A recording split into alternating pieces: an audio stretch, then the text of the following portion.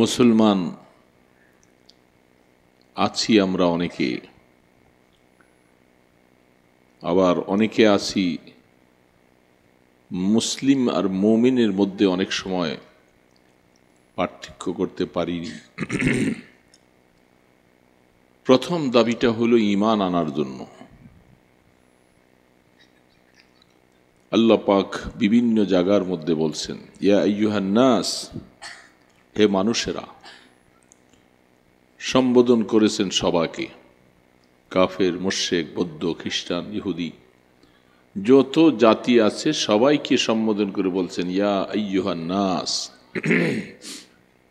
এ মানুষেরা। তো মানুষকে সম্বোধন করে আল্লাহ পাক বলছেন, আল্লাহর পাকের পক্ষ থেকে বিভিন্ন জায়গায় আসছেন। আল্লাহ রসুল বলছেন, তোমরা ঈমান আনো, কুলু লা ইলাহা ইল্লাল্লাহ তুফলিহুন। ঈমান আনো, ঈমান আনলে সফলতা অর্জন হবে। দুনিয়াতেও সফলতা পাবে, আখিরাতে তো অবশ্যই পাবে। ঈমানদারকে আল্লাহ পাক মানুষকে ঈমান আনতে বলছেন। আমরা যারা এখানে আছি আমরা ঈমানদার। কি বলেন? ঈমানদার না সবাই? এখানে একজনও বেঈমান নাই, কাফের নাই, মুশরিক নাই।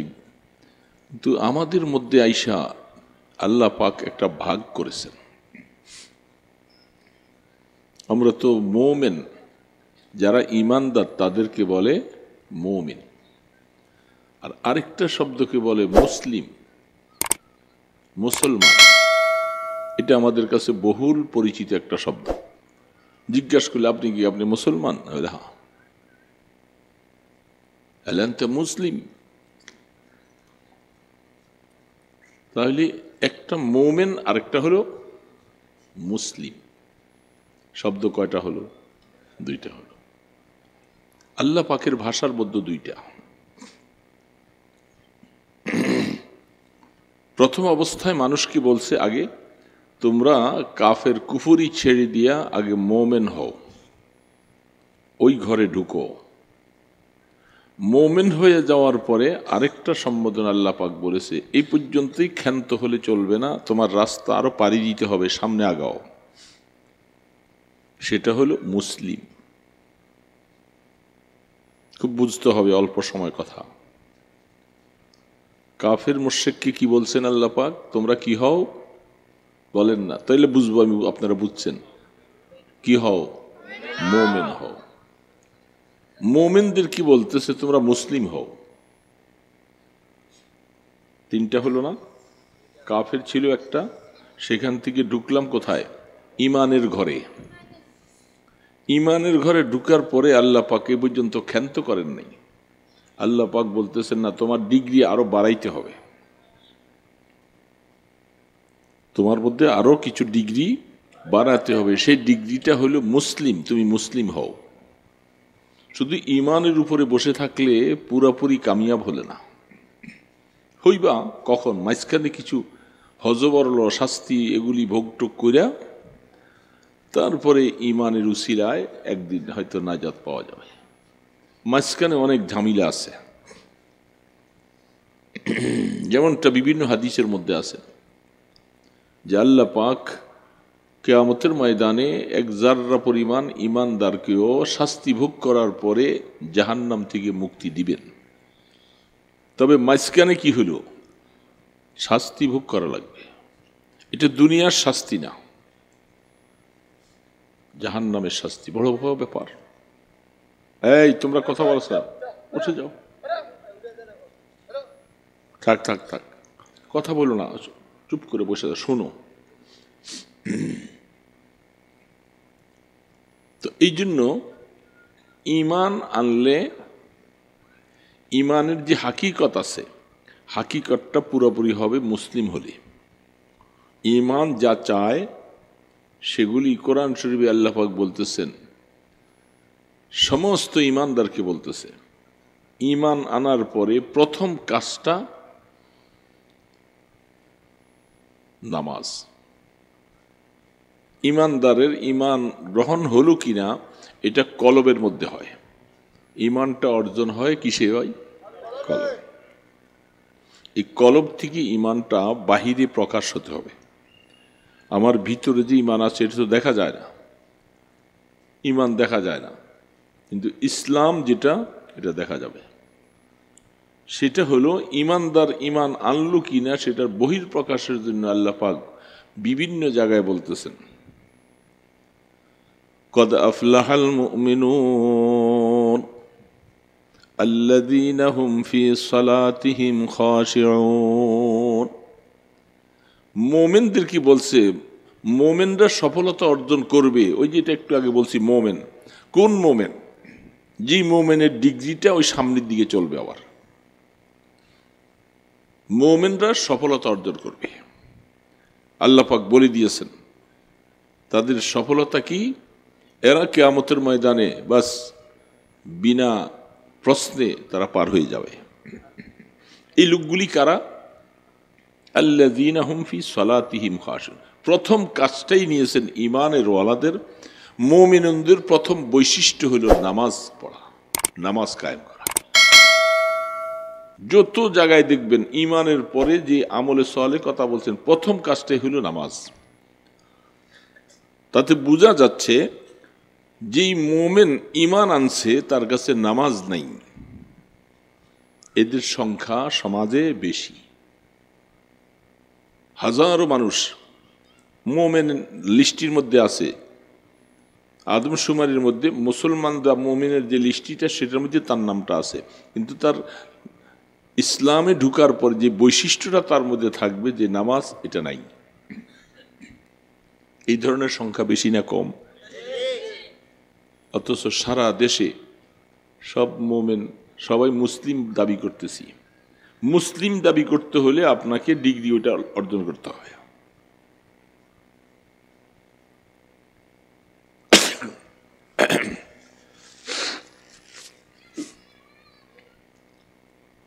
তাহলে আমাদের সমাজে আমরা যারা ঈমানদার দাবি করতেছি, আমাদের এই পর্যন্ত ক্ষান্ত, আমরা তো মুসলিম হতে চাই না। মুসলিম আল্লাহ পাক বলতেছে লা তামুতুন্না ইল্লা ওয়া আনতুম মুসলিমুন। আল্লাহ পাক বলেন নাই যে তুমি মৃত্যুবরণ করো না মুমিন না হইয়া। তুমি তো মুমিন হইছো, ভালো কথা, কিন্তু মুসলিম না হইয়া মরো না। তার মানে কি ডিগ্রি আরেকটা সামনে আছে, ওইটা অর্জন করণ ছাড়া আইসো না। মুসলিম যদি হতে পারো, তোমার থেকে নামাজ ছুটবে না, তোমার থেকে হজ ছুটবে না, তোমার থেকে জাকাত ছুটবে না, তোমার মধ্যে হারাম আসবে না, তোমার বিবি বেপরদা চলবে না, তুমি মিথ্যা কথা বলবে না, কাউকে ঠক দিতে পারবে না, আমানতের খেয়ানত করতে পারবে না, গীবত করতে পারবে না। এক কথায় মুসলিম ওই ব্যক্তিকে বলা হবে যার আপাদ মস্তকটা আল্লাহ পাকের হুকুমের সামনে সব চিরধার্য করে দিয়েছেন, আর আল্লাহ পাকের নিষেধ থেকে নিজকে পুরোপুরি বাঁচাইছে। ফাহুয়া মুসলিম। আমরা কি এখন এরকম মুসলিম হইতে পারছি? 15 বছর বয়সে নামাজ শরীয়ত আপনার আমার উপরে ফরজ হয়। কয় বছর পরে? এই যে ছোট বাচ্চা, ওরা আসলে বুঝে না কিছু, ওদের এখনো 15 বছর হয়নি, শরীয়তের কলম চালু হয়নি। যখনই 15 বছর পরিপূর্ণ হলো, বাস কাঁধে 2 জন ফেরেশতা লিখনওয়ালা আসবে, আমলনামা চালু হয়ে গেল। সওয়াব করলে সওয়াব লেখা হবে, গুনাহ করলে গুনাহ লেখা হবে। কিন্তু এই বয়সে পৌঁছার আগ পর্যন্ত তার গুনাহ নাই, ভুল করলে সব মাপ। আমাদের মধ্যে আমরা যারা, রাগ করবেন না কথাটা, আমরা অনেকেই বুড়া হয়ে গেছি। আমাদের জীবনের ঠিক 15 বছর থেকে কি আমরা রেগুলার নামাজি ছিলাম? কিরে বাবা, ঠিক? কেউ 20 বছরে, কেউ 25 বছরে, কেউ দেখা যায় 30 বছরে যে আস্তে আস্তে রেগুলার নামাজি হয়েছে। এর আগ পর্যন্ত 1 ওয়াক্ত পড়ছি, 2 ওয়াক্ত পড়ি। রমজানের রোজা সব পার হয়ে গেছে, মনে চাইলে 2টা 1টা রাখছি আর বাকিগুলো সব ভাঙছি। কি ঠিক না ঠিক বলেন? তাইলে কি আমি মুসলিম হইতে পারছি? আমি তো মুসলিম হতে পারি।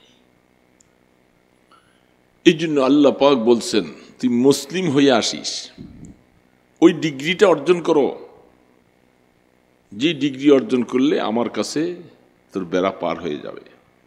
এই জন্যে আউয়ালু মা ইউহাসাবু বিহিল আবদু ইয়াউমাল কিয়ামাতিস সালাহ, কিয়ামতের ময়দানে সমস্ত আমল তো আমার প্রশ্ন করবেন।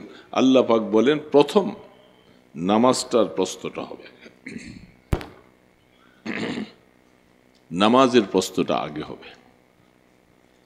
এটা বেসিক আমল, নামাজ নাই তার কাছে ইসলামের কোনো আমলের গুরুত্ব নাই। এখন সবচেয়ে বেশি আমরা হজ করি, অনেকে হজে টাকা পয়সা যাই, ওমরায় চলে যাই, কিন্তু দেশে আসার পরে রেগুলার 5 ওয়াক্ত নামাজ পড়ে না। বহু মুসলমান আছে, হাজী সাহেব হজ করে আসছে। আমাদের দেশের সরকারিভাবে যতগুলি পদের মধ্যে মানুষ যারা বসে আছে, একবারে প্রধানমন্ত্রী থেকে নিয়ে একজন মেথর কুলি পর্যন্ত, ডিসি, এসপি, সচিব যত আছে, সবাই কি 5 ওয়াক্ত নামাজি? বলেন না বাবা, 5 ওয়াক্ত নামাজ। যারা নামাজ ধ্বংস করবে তারা সমস্ত কাজ ধ্বংস করবে। ওমরে ফারুক রাদিয়াল্লাহু তাআলা আনহু তার খেলাফতকালে সমস্ত তার অধীনস্থ যত গভর্নররা ছিল সবাইকে ফরমান জারি করে লিখে দিয়েছেন, কিতাবে লেখা আছে যে তোমরা আমার প্রথম কাজটা হলো, যারা এই সরকারি কাজে ব্যস্ত, আপনারা অনেক ব্যস্ত থাকবেন, ভালো কথা, কিন্তু প্রথম কাজটা হলো দেখা যাবে আপনাদের নামাজটা যথাযথ হেফাজত করলেন কিনা। মান হাফিজাহা হাফিজা কুল্লা, যে নামাজ হেফাজত করলো সে বাকি সব আমল হেফাজত করবে, আর যে নামাজকে ধ্বংস করলো সে অন্যান্য আমলকে ধ্বংস করবে। এটি আল্লাহ পাক বলতেছেন, উতলু মা উহিয়া ইলাইকা মিনাল কিতাব ওয়া আকিমিস সালাহ ইন্নাস সালাতা তানহা আনিল ফাহশাই ওয়াল মুনকার ওয়া লাযিকরুল্লাহি আকবার লাউ কানু ইয়াসনাউন। হ্যাঁ, কি জানি আয়াতটা, আল্লাহু ইয়ালামু মা তাসনাউন। আল্লাহ পাক বলতেছে প্রথমত কথাটা হলো, আল্লাহ পাক তার বন্ধুকে বলতেছেন যার উপরে কোরআন অবতীর্ণ হয়েছে 23 বৎসরে, সেই তার বন্ধুকে বলতেছেন উতলু মা উহিয়া ইলাইকা মিনাল কিতাব, আমার বন্ধু আপনি কোরআন শরীফ বেশি বেশি করে পড়েন। বাহ, আজীব কথা, বেশি বেশি করে কোরআন পড়েন। তার উপরে কোরআন অবতীর্ণ হলো, তার তো কোরআন না পড়লেই চলে, ঠিক না? এটার দ্বারা ওই দিকেও তার তাফসীর আসছেন, যারা হাফিজে কোরআন তার জন্য তেলাওয়াত বেশি করা দরকার। রসুলকে যখন আল্লাহ পাক তেলাওয়াত বেশি করতে যখন বলতেছেন, তিনি কোরআনের বাহক, কোরআনের ধারক, কোরআন ওনার উপরে নাজিল হয়, আল্লাহ পাক বলেন আপনি বেশি করে তেলাওয়াত করেন।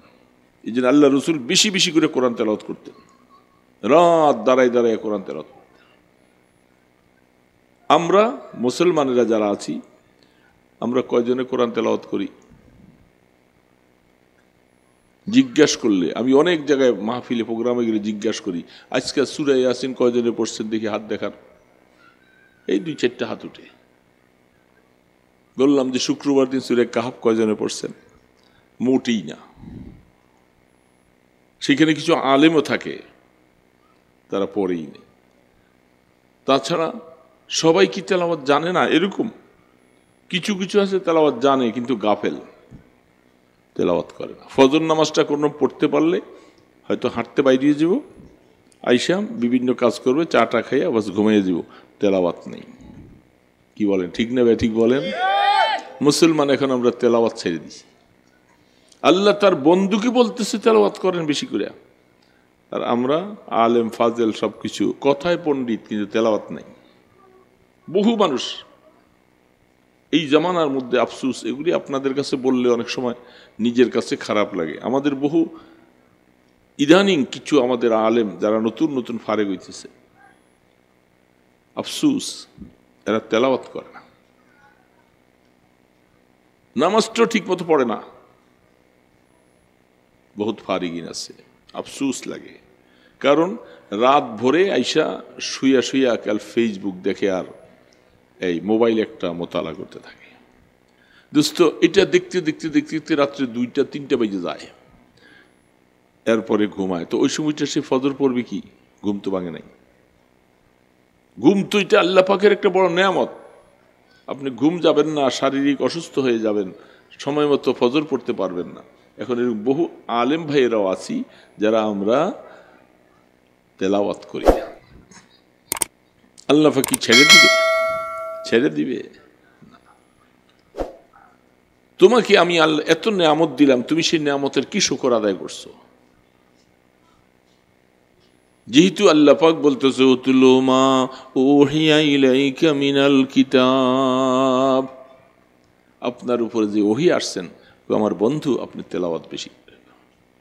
রসুলকে কোরআন তেলাওয়াত করতে বেশি করছেন, উম্মত যেন বুঝে নবীকে আল্লাহ আদেশ করেছেন। তাহলে আমাদের কত পড়া দরকার? আমরা কি পড়ি? কিরে বাবা, কোরআন শরীফ পড়ি? কোরআন শরীফ শিখিও নাই। কি আশ্চর্য, কোরআন শিখি নেই। আমি কি না শিখলাম দোস্ত, আমি তো দুনিয়ার অনেক কিছু শিখছি। এই তুমি যেও না, তুমি যে তুমি বসো, তুমি একটু রাগাম্বিত বেশি, তুমি যে দিবেন থাপ্পড় কয়েকটা অসুবিধা। সবাইকে শাসন করতে দেওয়া যায় না। আল্লাহু আকবার, কি ঠিক না? দেখেন, আমরা কোরআন শরীফ শিখি নেই বাবা। এই যে আপনারা এইখানে আমরা যারা আছি, আপনি দেখেন অনেকে আমরা কোরআন শরীফ পারি না। ঠিক না বেঠিক বলেন? আমাদের কথা, আমাদের দোষ। যদি আমরাই যদি চর্চা না করি, অন্যরা করলে তো খারাপ বলবে। আমার ভুলটা আমি, আমার মোমেন, সমস্ত মুসলমানরা একে অপরের আয়না। সমস্ত মুসলমান একজন আরেকজনের কি আয়না। সামনে নিলে যেরকম দোষ ত্রুটি ধরা পড়ে, মুসলমান মুসলমানের সামনে গেলে তার দোষ ধরা পড়বে, সে সংশোধন হবে। আমি কোরআন শিখি নাই, ভালো কথা। ছোটবেলায় মা বাবা আপনাকে শিখায় নাই, ওই সময় অন্য মনস্ক ছিলেন।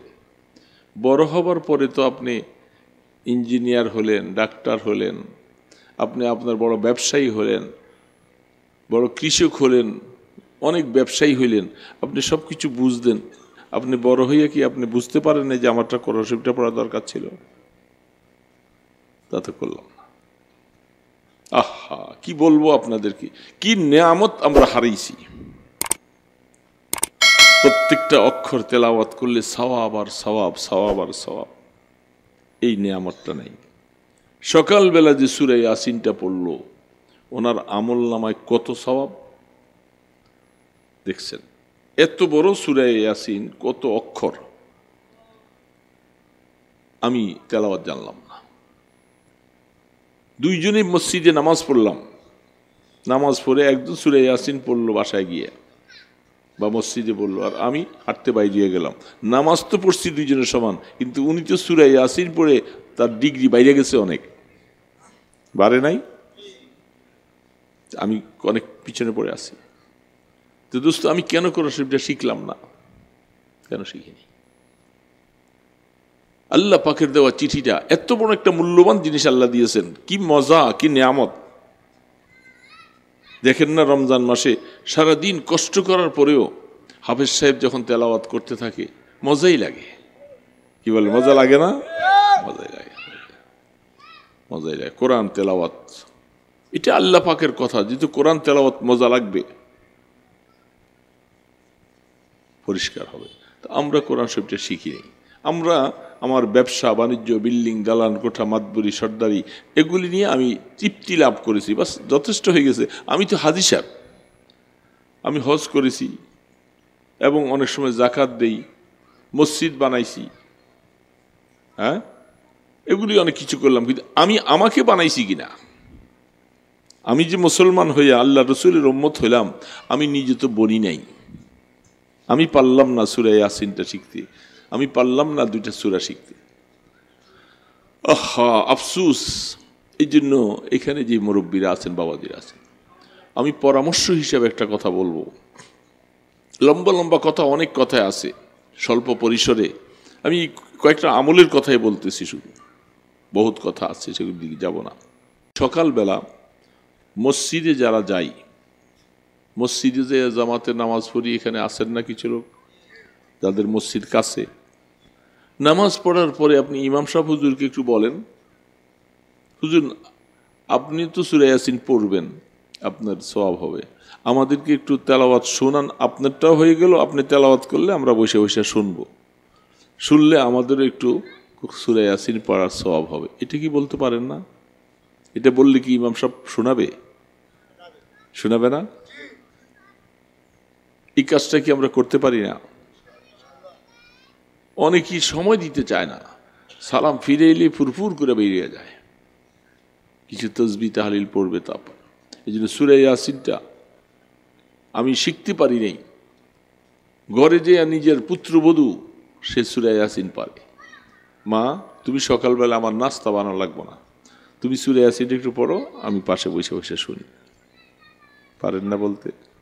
আরে বাবা, হাসিল করতে চাইলে কতভাবে হাসিল করা যায়, কত চেষ্টা ভাবে করা যায়। বাবা পারে না, অথচ ছেলেকে হাফেজ বানাইছে, ছেলে আলেম হয়েছে, এরকম বাবা আছে না? ছেলেটা আসছে, বাড়িতে আসে, বাবা তুমি আমার একটু সূরা ইয়াসিন শোনাও, একটু কোরআন তেলাওয়াত শোনাও, তোমার তেলাওয়াতটা শুনতে চাই। এটার মায়া তো থাকা লাগবে, কোরআনের মায়া থাকা লাগবে। কখন? যদি আল্লাহ পাকের মায়া যখন বেশি আসবে, তখন তার কথাটার মায়া বেশি আসবে। তো আল্লাহ রাব্বুল আলামিন রাসূলকে বলছেন, 2 নম্বরে যে বলছেন ওয়া আকিমিস সালাহ,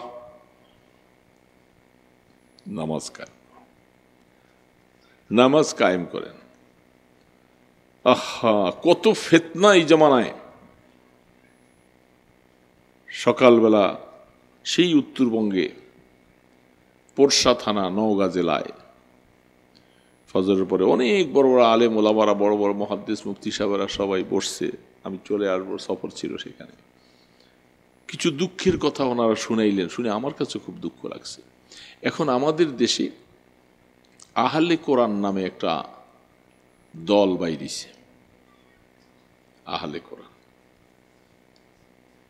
কোরআনকে যারা জবাই করে দেয় এরা হলো আহলে কোরআন। এরা বলতেছে নামাজ পড়তে কোরআন শরীফের মধ্যে কোথায়ও নাই, একটা জায়গায়ও কোনো হুজুররা দেখাইতে পারবে না যে নামাজ পড়ো, নামাজ পড়ার কথা নাই। এই জন্য তার মুরিদরা, বড় বড় শিক্ষিতরা, এরা শিক্ষিত বড় বড় ডিগ্রিওয়ালা, এরা এখন নামাজ ছেড়ে দিছে সবাই। কোরআন শরীফে খুঁজে দেখে নামাজ পড়ার কথা নাই। কি আছে?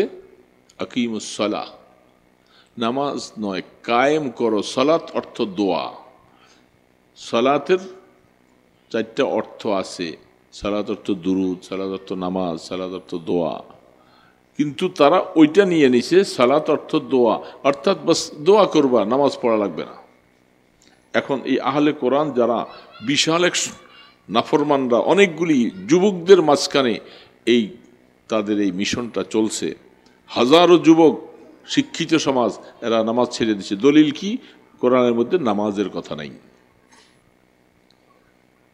কত ফিতনা, তারা আহলে কোরআন। আল্লাহু আকবার। মুসলমান বাবাজিরা, নামাজ পড়তে আল্লাহ বলে নাই? কি বলেন আপনারা, কি বলেন? আকিমিস সালাহ, নামাজ। তুমি ইমানদার বলে তোমার প্রকাশ করতে হলে তুমি মুখে মুখে, মনে মনে, আপনাদের এই দেশে আছে কিনা, ভান্ডারি নাম শুনছেন না? ভান্ডারি শোনেন নাই? এগুলো নাম না শুনছে এমন মানুষ কি আছে নাকি? এগুলো নাম না শুনলে তো আপনি জান্নাতে যাইতে পারবেন না। আমাদের এলাকায়, আমাদের দেশের একজন লোক, কিরে বাবা, উনি ভান্ডারি বলার পর উঠে গেছে দেখি। তো পরে আমাদের বাড়ির পাশেই লোকটা নামাজ পড়তো সবসময়, মসজিদে যে নামাজ পড়তো। পরে উনি নামাজ ছেড়ে দিছে। তাকে জিজ্ঞাসা করলো যে আপনি এখন মসজিদে আসেন না? উনি বলে আমি এখন মাইজভান্ডারির মুরিদ হয়েছি, আমার পীর বাবা বলছে নামাজ পড়লে তুই আমার কাছে আসছস কি লাইয়া, আমার কাছে যখন আসছস তোর নামাজ লাগবে না, আমি তোরে পার করে নিব। বুঝছেন? যেটার বাস্তব সাক্ষী আমি নিজে। তার পীর বাবা বলছে নামাজ লাগবে না, সে তরাই আনবে। এরকম আজে বাজে আমাদের এই সমাজে বহু মানুষ আছে। আল্লাহ পাক বলছেন নামাজ পড়ো, নামাজ কেন? ইসলামের পরে প্রথম কাজটাই হলো নামাজ। আর আল্লাহ পাক বলতেছে ইন্নাস সালাতা তানহা। এই যে দেশ যত অপকর্ম হচ্ছে, পহেলা বৈশাখে, 21শে ফেব্রুয়ারিতে, ভ্যালেন্টাইন্স ডে ভালোবাসা দিবসে, পহেলা ফাল্গুনে যা যা কিছু হয়েছে, এগুলি সব কিছু ম্যাক্সিমাম সব বেনামাজির দল। সব এরা নামাজ পড়ে না, তাদের কাছে নামাজ নেই। সকালবেলা যারা 21শে ফেব্রুয়ারি হায় আমি কি তোমাকে ভুলিতে পারি বলে লাল পায়ের শাড়িটা, সাদা শাড়িটা পরে শহীদ মিনারের দিকে যে এখন লাইন ধরে যাচ্ছে হুরগেলমানরা, হ্যাঁ, তুমি 21শে ফেব্রুয়ারি কইরা কি করলা? কোটি কোটি টাকার ফুল সেদিন 21শে ফেব্রুয়ারিতে সারা বাংলাদেশে সব শেষ হয়ে গেছে। কোটি কোটি টাকা, অপসংস্কৃতিক সবকিছু। নামাজ নাই, তুমি সকালবেলা ফুল দিতে গেছ তাদেরকে বরকত দেওয়ার জন্য। দোস্ত, এই সমাজের থেকে এখন নামাজটা উঠে যাচ্ছে। অন্যান্য কিছু আছে কিন্তু নামাজ উঠে যাচ্ছে, নামাজ পড়বে না। উপদেষ্টা বলেন, অমুক বলেন, তমুক বলেন, অফিসে বলেন, যত জায়গার মধ্যে যাবেন, বড় আফসোস হলো নামাজের সময় তারা নামাজ পড়ে না। যেদিন এই দেশের মানুষেরা, বড় বড় সমস্ত জিম্মাদারিরা, দায়িত্বওয়ালারা, যখন মেম্বার, চেয়ারম্যান, এমপি, উপদেষ্টা, মন্ত্রী, মিনিস্টার, তারা যখন এই দেশে নামাজ হবে, ডিসি, এসপি সহ, তখন সেই দেশে শান্তি আসবে। তার আগ পর্যন্ত শান্তি চোখে দেখবেন না। আগে মানুষকে নামাজি বানান, এই ওয়াজ বেশি করেন। এখন যুব সমাজ নামাজ ছেড়ে দিছে, জায়গায় জায়গায় বসে বসে ফেসবুক, মোবাইল, এটা সেটা বসে আড্ডা। সারাটা বাজারের মধ্যে হাজার হাজার ক্রেতা আর বিক্রেতা, দোকানের অভাব নেই। নামাজের সময় মসজিদের মধ্যে নামাজই নেই। তার মানে নামাজ কি? এখন নামাজটা এটা কোনো একটা ব্যাপারই না। একটা নামাজ পড়তে হবে, নামাজ পড়তে হবে, পড়লে মোমেন থাকবো, আর নতুবা হবো না, এটা তো হতে পারে না। নামাজ এটা মনের ব্যাপার, পড়লে পড়লাম, না পড়লে নাই। আমি তো এমনি আদমশুমারিতে আমি মোমেন, মুসলিম। দুঃখ এই জন্য আল্লাহ পাক বলতেছে ইন্নাস সালাতা তানহা আনিল ফাহশাই ওয়াল মুনকার। নামাজ এমন একটা পাওয়ারফুল ইবাদত। কেন মানুষ এত অপকর্ম করে? ছেলে মেয়ের সাথে অবৈধ প্রণয় সম্পর্ক, মেয়ের সাথে ছেলে চলে যায়, ছেলের সাথে মেয়ে চলে যায়, আশপাশের সমস্ত দুশ্চরিত্র মানুষের মধ্যে জেনা, ব্যভিচার এইভাবে চলছে। কেন? তাদের মধ্যে নামাজ নাই।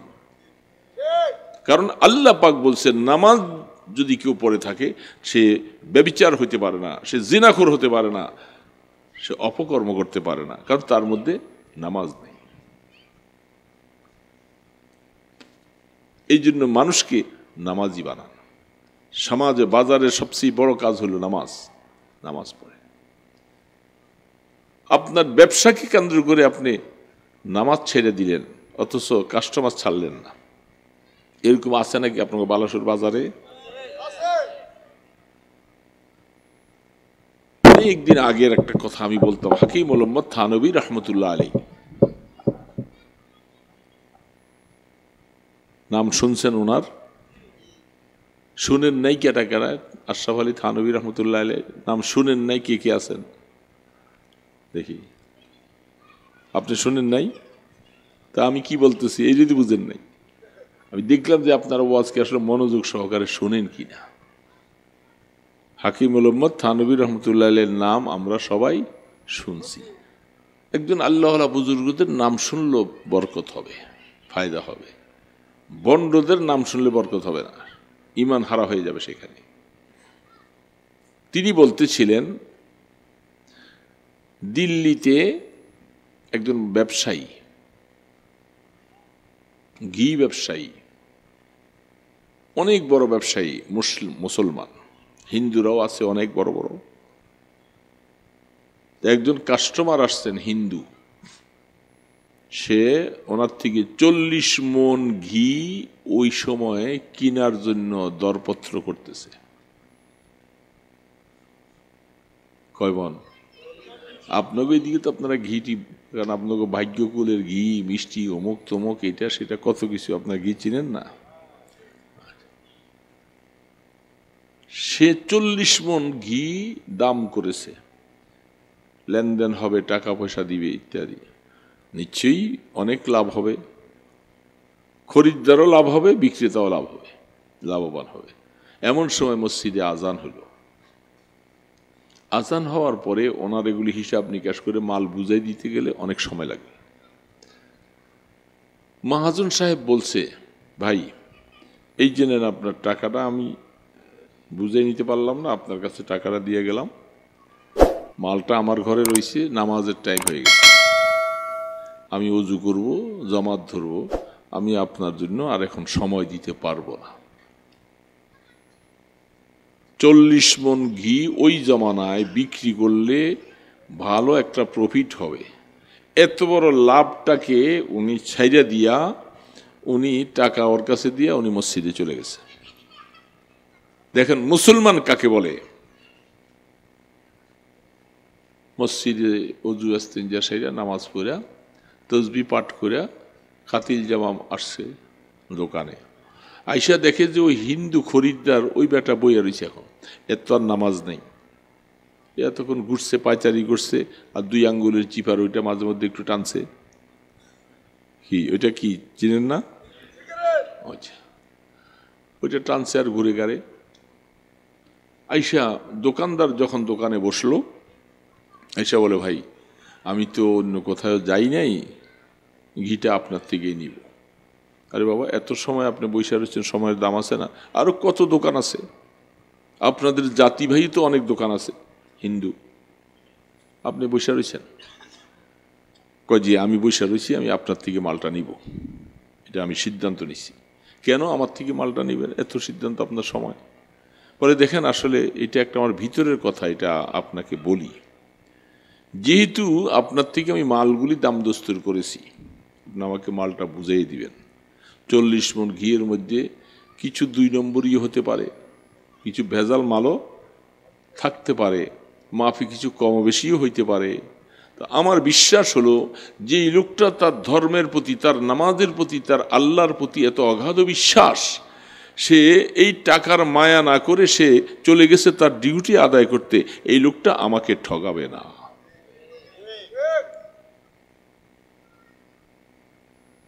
এটাই বলছে কোরআন, এটাই বলছে হাদিস।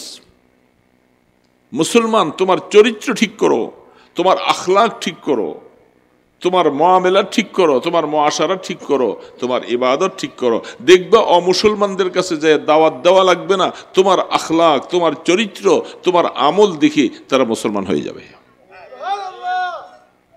এখন হয় না কেন দোস্ত?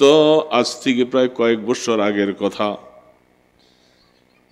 আমার মসজিদ থেকে আমি বেরিয়েছি দুপুরে, জোহরের পরে, একটা প্রয়োজনে যাচ্ছি, খুব রিক্সায় উঠে একটু দূরে যাওয়ার পরে ওইখানে আরেকটা মসজিদ, একটা লোক দাঁড় করাইছে রিক্সাটা সালাম দিয়ে, হুজুর অনেক দিন থেকে আপনার কাছে একটু কথা বলবো, আপনাকে পাইছি, অনুগ্রহ করে রিক্সা থামান।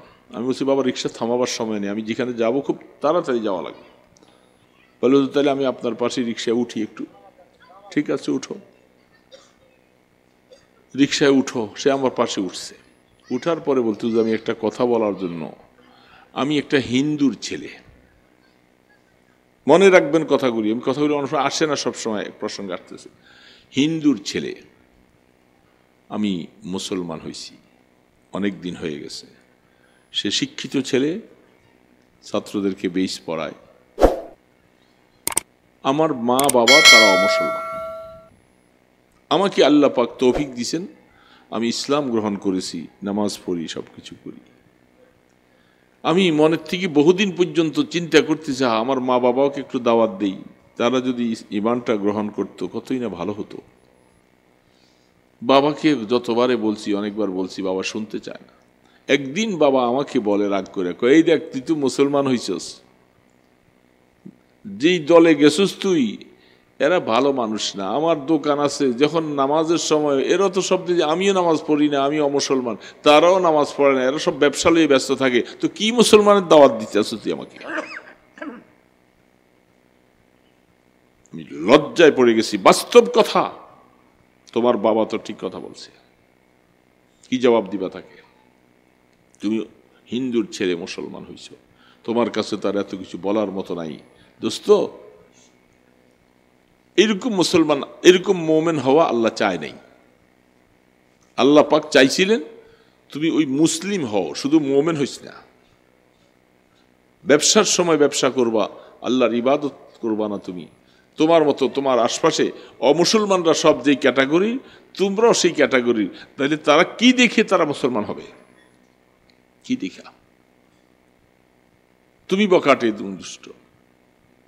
অমুসলমানদের তারা দাড়ি রাখবে না, কথা বলতেছি, কষ্ট হইতেছে। তারাও দাড়ি নাই, নামাজ নাই, প্যান্ট শার্ট পরে। আমাদের মুসলমানগুলি এরকম কামানেওয়ালা, আপনি যে চিনতে পারবেন না সে কি মুসলমান না সে কি কাফের, চিনার কোনো উপায় নেই। ও নামাজ পড়ে না, এও নামাজ পড়ে না, ও দাড়ি কামানোওয়ালা, সে দাড়ি কামানোওয়ালা, সে প্যান্ট পরা, ও প্যান্ট শার্ট পরে, একই অবস্থা। তাহলে আপনাকে কেমনি বুঝবে যে আপনি মুসলমান? বুঝার উপায়টা কি? সাহাবাই কেরামদের জমানায় কি এরকম ছিল? একজন সাহাবি কি এরকম আপনি দেখাইতে পারবেন যে যারা মুসলমান হয়েছে, যার কাছে রসুলের সুরত সিরত, তার মধ্যে রসুলের সুন্নত আসে নাই? একজন নাই। এখন আমাদের সারা দেশ বেশি আফসুস লাগে, সারা দুনিয়া ভাষা